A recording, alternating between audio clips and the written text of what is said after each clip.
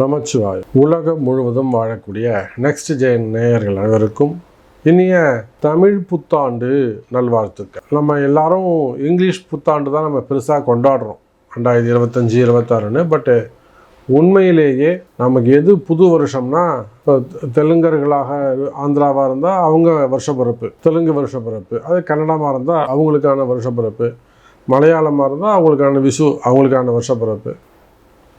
அந்தந்த மொழிக்குன்னு ஒரு வருஷப்பிறப்பு இருக்கும். ரெண்டாவது, இதெல்லாம் பஞ்சாங்கத்தை அடிப்படையாக கொண்டது. இதெல்லாம் பஞ்சாங்கத்தை அடிப்படையாக கொண்டது. அப்போது இந்த மற்ற வருஷப்பிறப்பு எல்லாம் விட இந்த புது வருஷப்பிறப்பு, சித்திர வருஷப்பிறப்பு, தமிழ் வருடப்பிறப்பு தான் நம்ம எல்லாருக்கும் ஜாதக ரீதியாக, நம்ம வாழ்க்கைக்கு வாழ்வியல் ரீதியாக நடக்கக்கூடிய சம்பவங்கள் எல்லாம் ஒத்து போகும்.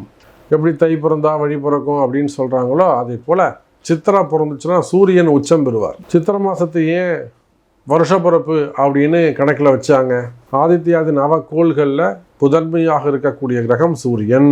அந்த சூரியன் மேஷ ராசியில் உச்சம் பெறுகின்ற ஒரு மாதம் இந்த சித்திரை மாதம். அதனால தான் சித்திரை மாதத்தை வருஷப்பிறப்புன்னு வச்சாங்க. புரியுதுங்களா? அப்போ எல்லாமே ஜோதிட கணிதத்தின்படி நம்முடைய ரிஷிகள் நமக்கு போட்டு கொடுத்த கணக்கு வழக்குகள் தான். நம்ம ரிஷிகள் நமக்கு போட்டு கொடுத்த கணக்கு தான். அதுதான் இன்னி வரலும் 2000 4000 இல்லை 40,000 யுகங்கள் கடந்து, 4 யுகத்தை கடந்து இன்றைக்கும் நிலைச்சி நிற்குதுன்னா அதுக்கு காரணம் அதில் இருக்கக்கூடிய உண்மைத்தன்மைகள். அப்போது உலகம் முழுவதும் வாழக்கூடிய அன்பு நெக்ஸ்ட் ஜென் நேயர்களுக்கு இனிய தமிழ் புத்தாண்டு நல்வாழ்த்துக்கள். இந்த தமிழ் புத்தாண்டில் என்னெல்லாம் மாற்றங்கள் வரப்போகுது? மெயினாக இந்த மாதம் உங்களுக்கு என்ன நடக்க போகுது? அதே போல் இந்த சித்திரை வருஷப்பிறப்பு எப்படி இருக்கும்? நிச்சயமாக குரு மாற போகிறாரு. இந்த பராபவ வருடம், இந்த வருஷத்துக்கு பேர் பராபவ வருடம். இந்த வருஷத்தில் 2 பெயர்ச்சிகள் உண்டு. ஒன்று குரு பெயர்ச்சி, இன்னொன்று ராகு கேது பெயர்ச்சி.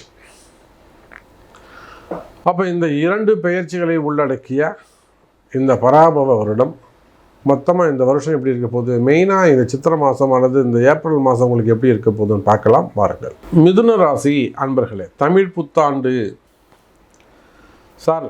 மிதுன ராசி அன்பர்களே, உங்கள் ராசியில் இருக்கக்கூடிய குரு பகவான் வக்ர நிவர்த்தி அடைந்து நல்ல நிலைமைக்கு, நல்ல பொசிஷனுக்கு வந்துட்டார்.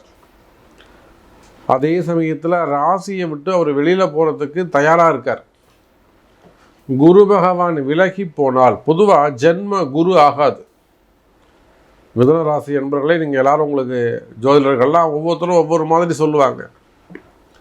அவங்க நாலேஜு, அவங்களுடைய படிப்பு, அவங்களுடைய குரு கல்வி, இதெல்லாம் அவங்க என்ன படிச்சிருக்காங்களோ அதுக்கேற்ற மாதிரி சொல்லுவாங்க. ஆனால் ஜென்ம குரு ஆகாது. ஒரு ராசியில் குரு இருப்பாரே ஆனால் அந்த குரு இருக்கும் பாவம் வேலை செய்யாது. புரியுது? அது இருக்கும் இடம் வேலை செய்யாது. 7ல் குரு இருந்தால் நீங்கள் வேணால் பாருங்கள். 7ல் குரு இருக்கார், அவன் என்ன ஆகும்னு கேட்டிங்கனாக்கா அவ்வளோ சீக்கிரம் திருமணம் நடக்காது. இல்லைன்னா திருமணம் வாழ்க்கை சோபிக்காது. இல்லை 2-3 திருமணம் நடக்கும். இல்லைன்னா மறைமுகமாக ஒரு தலைவர் விளையாடுவார். அது ஆணாக இருந்தாலும் பெண்ணாக இருந்தாலும் சரிதான். அதே குரு லக்னத்தில் இருக்கார், 1ஆம் இடத்துல இருக்கிறாரு. இவன் எடுக்கிற முயற்சி, ஆணாக இருந்தாலும் பெண்ணாக இருந்தாலும் இவன் எடுக்கிற முயற்சி எல்லாம் மற்றவங்களுக்கு தான் பயன்படுமே தவிர இவனுக்கு பயன்படாது. இவன் ஒரு ஐடியா கொடுத்தான்னா மற்றவங்க சூப்பராகிடுவாங்க. எப்பேற்பட்ட பிரச்சனையிலேருந்து எளிமையாக வெளியில் வந்துடுவாங்க. இவன் கொடுக்குற ஐடியா இமீடியட்டாக சக்ஸஸ் ஆகும். ஆனால் இவனுக்கு அந்த ஐடியா சக்ஸஸ் ஆகுது. இதை போல் ஜென்ம குரு ஆகாது. அப்போ என்ன செய்யணும் சாமி? கவலைப்படாதீங்க மிதுன ராசி அன்பர்களே, அந்த குறை விலகியது. இப்போ ஜென்ம குரு உங்களை விட்டு வெளியில் போகிறார். தமிழ் வருஷம் பிறந்துடுச்சு, புது வருஷம் பிறந்துடுத்து.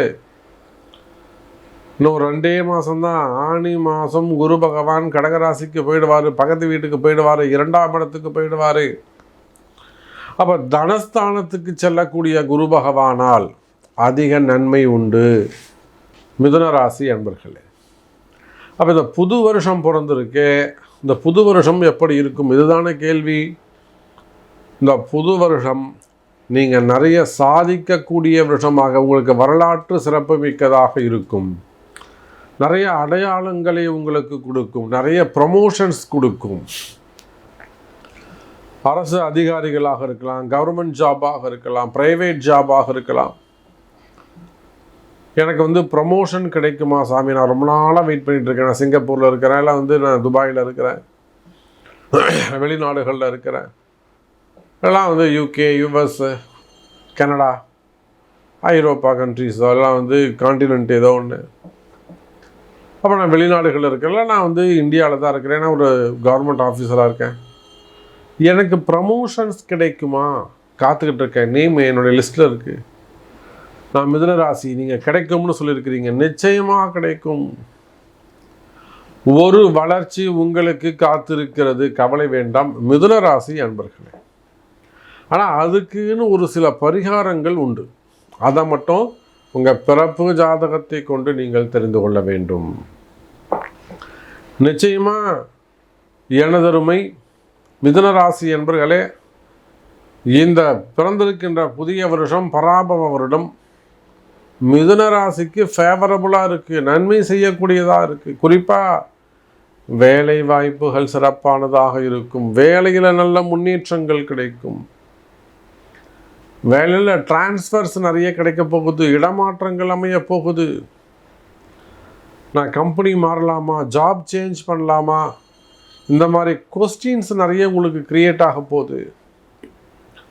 அல்லது வேலை போயிடுத்துங்க சாமி, எனக்கு வேலை கிடைக்குமா, எனக்கு வயசு 42 46 ஆகுது, 48 வயசாகுது, 50 வயசாகுது, வேலை கிடைக்குமா?